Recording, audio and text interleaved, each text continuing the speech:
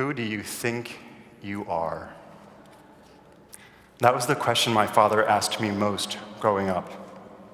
Not how was your day? Not can I help you with your homework? Who do you think you are? He threw in some colorful expletives that I won't repeat here, because church. But you get the picture. It wasn't the happiest household to grow up in. But what he didn't anticipate, what he didn't know, is that he was asking a budding young gay theologian. So I actually took his question to heart, which is not to say that it didn't hurt. It cut very deep. Children always want to believe that their parents care about their well-being. But after I got over the pain, I got to thinking, that's one of the most important questions anyone will ever ask me. Who do I think I am? I didn't think I was the names my father called me. I knew that much. I also knew from a very early age that I was different. Kids at school teased me because I believed that, like Jesus, I should try to be humble, to forgive people, and never return evil for evil. And that made me weak, a sissy in the eyes of my peers. But again, I knew I wasn't that either. I remember thinking instead, they don't know how strong you have to be to refrain from revenge. Nothing would have been more satisfying. They don't know my Jesus, but I do hope for their sakes one day that they do. My young heart finally settled on an answer in today's gospel. Now, I have a confession. Maybe the thought of the carpenter's son emerging from the River Jordan and the theological equivalent of a wet t-shirt contest had something to do with it. But let's be honest, I've been vindicated at least 100 times over by those low-budget Hollywood Jesus flicks. You know what I'm talking about. Jesus breaks the water, his noble mane glittering in the sun, like some kind of bad Fabio hair commercial from the 90s. I used to draw the crucifixion obsessively as a child. People thought I was just very pious, but they also noticed I nailed the abs every time. Yeah, no pun intended. So, I digress. You got that one, didn't you? Good job. So, getting back to my father's question. I remember hearing those words from the Gospel of Mark today, and even at a very young age, I understood that they weren't just for Jesus. You are my child. I love you. You are my pride and joy. I had the benefit of growing up in a wonderfully loving Catholic church. Father Ray only ever preached love, something I later discovered was very rare. But St. John's felt safe. I felt like my life mattered there, that I had a place in the family of things, like we heard from that poem by Mary Oliver. Whatever anyone at home or school might have said about me, I knew that I was a child of God, precious and lovable and worthy of great things, and also called to great service. We in the LGBTQ community have survived in often hostile cultural waters by not believing the stories that other people tell about us. We have learned to live in alternative narratives. I had a heavenly Father who was the opposite of this earthly one, but infinitely more powerful. And that fueled my hope. It gave me the courage to believe in a future I couldn't yet see. But it breaks my heart to know that for too many LGBTQ people, just the opposite was and continues to be true. And I got a taste of that later when we moved to Mississippi at the beginning of high school. I became part of a conservative, evangelical, and charismatic church. And while my experience there was overall pretty life-affirming, that sense of affirmation dried up very quickly whenever the topic turned to questions of human sexuality. Mark's gospel is the reason I could abide in the faith of Jesus, even when his followers said I wasn't worthy and tried turning me away. They prayed that God would heal me of my homosexuality, and I prayed too, very hard. Years later, though, my prayer over them is, Father, forgive them, because they didn't know what they were doing. Still, you don't need to be yelling God hates fags to internalize shame and to live in the constant fear of rejection. Too many of you here tonight will know what that feels like, to face that question. What will they say? What will they do when they discover I can't change? What will they do and who will I be when they realize I was born this way? At least back then, conservative evangelical churches wore their bigotry on their sleeves, and so you knew what you were getting. But they learned. They learned after the 90s that people were exhausted from the culture wars and turning away from their brand of mean-spirited Christianity. And they had an answer. Don't change the theology, just change the messaging. Many of the newer churches in our city have followed suit. They hold placards outside theaters, auditoriums, and storefronts where they gather, and they announce things like God loves you and everyone is welcome. They call themselves inclusive and are thrilled to have our LGBTQ presence in their seats on Sunday. But if you seek to lead a community group or to be part of a worship team, or God forbid ask to be married or to become a church leader, you will quickly discover their idea of inclusion is only skin deep. I'm tired, frankly, of hearing stories of LGBTQ people being turned away from these communities after being hooked by their bait-and-switch routine. And I'm grateful for organizations like Church Clarity that are calling them out. I think it's pretty ironic that the same people who falsely accused us of recruiting others to an imaginary gay agenda in the 90s now engage in a broad cultural campaign of deception openly. They know that their members, if they found out what they actually believe, would not stand for it, and neither should we. Now, I don't know everything about God, but over the years, I've learned this. If you really want to piss God off, mess with her kids. It's true.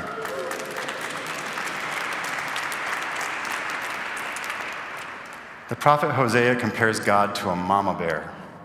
She will cut you if you try to separate her from her children. And if you want to activate the mama bear side of God, just try taking her cubs. That's what we see in the gospel reading with Jesus. He isn't kind of unhappy or a little annoyed. Jesus is furious.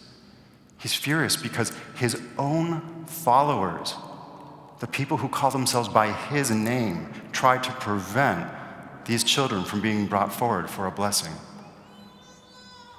If we wonder how God feels about the current debate over the place of LGBTQ people in the church, or about the crisis unfolding on our borders, just look to her cubs.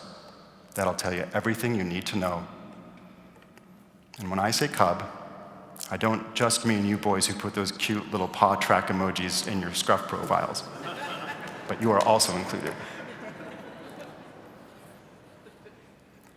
Now, I remember the moment I heard Pope Francis say, "Who am I to judge?" And my eyes welled up with tears. I was embarrassed that I cared so much about what he thought. I had left the Catholic Church in 2005 over the child abuse scandal, and I thought I never looked back. But something in me was really deeply moved. I wondered in my heart how differently our stories would be, the church's story and the LGBTQ community's story, if the church had championed rather than spurned our cause. Imagine that. And then a part of me felt almost ashamed for my reaction. It's not like he changed canon law. It's not like the church stopped labeling us intrinsically disordered. Why should such a small gesture of human kindness break me and draw international media attention? Imagine if he said that about any other group on earth. Wouldn't be a headline. At the end of the day, we all want our parents to love us, to affirm our surpassing worth.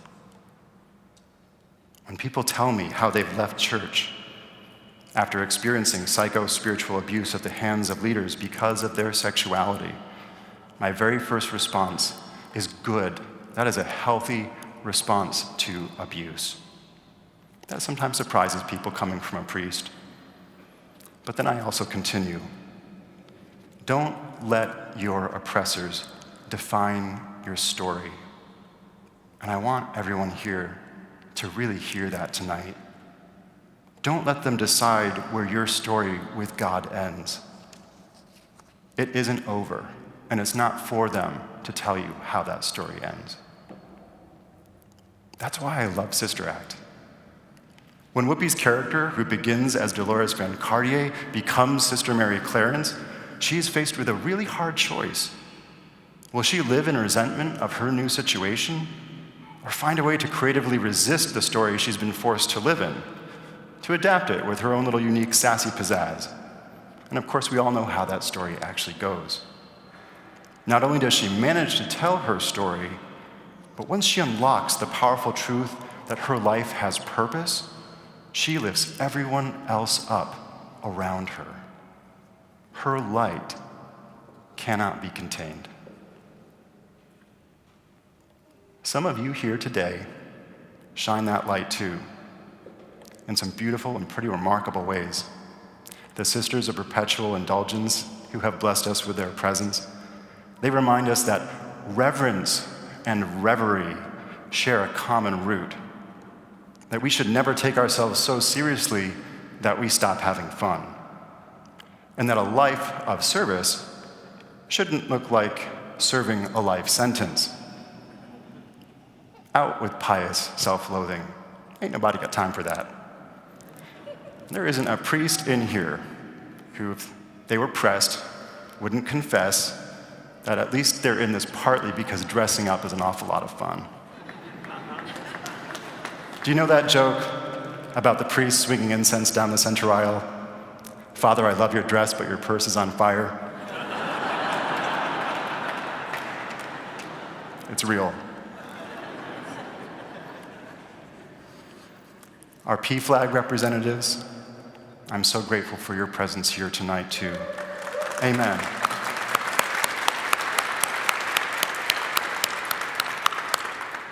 You have led our community in channeling your inner mama bear to stand loud and proud with your LGBTQ children, regardless of what other people think, and that means everything, truly everything. Thank you. Here's what I want to say. The real goal of overcoming any kind of abuse is not simply to learn how to love, respect, and stand up for yourself, though these are hugely important. The ultimate goal is to learn to love again, to not let your oppressor have the final word. But learning to love again means becoming vulnerable, and no one should ever ask you, after that kind of experience, to put yourself in harm's way. To become vulnerable again, you must trust the one who is seeking relationship with you. One of the reasons that Grace agreed to let me plant the vine is because we believe you can have your cake and eat it too. You shouldn't have to choose between a warm, loving, contemporary community and your gender or your sexuality. You can and you should have both, and you deserve both. You also shouldn't have to choose between Catholic and evangelical, contemplative and charismatic, sacred or secular. The Vine is truly a non-conforming and non-binary community. We affirm that God is everywhere, in all things, and through all things. We can experience God as much in a Beyonce Mass or Sister Act Mass as we can when we sing All Sons and Daughters, Gungor, or Crowder Band. And our faith is rooted in material things. Bread and wine remind us that God is not an abstraction, that God can be found in common things, that field and vale, rivers and mountains, that these call us to rejoice in God also, that the stuff of our everyday lives has the power to reveal God's life to us, and that our senses are not enemies waiting to lure us into temptation, but portals to the divine, capable of opening our souls to pleasure, to intimacy, to desire. I have never heard more erotic words than the one that we will recite at this altar in just a few minutes. This is my body given for you. So this is my prayer for us tonight, that you may hear the Father singing sweetly over you, his song of love and favor, that you may know the Mother fighting fiercely for you and with you, expelling the adversary from your presence, that you may see God removing every obstacle that stands between you. Who do you think you are? I don't think anything. I know. I know who I am, and I know who you are. Children of the Most High, made in God's image and sealed in God's love. Taste and see that the Lord is good. Happy Pride, San Francisco.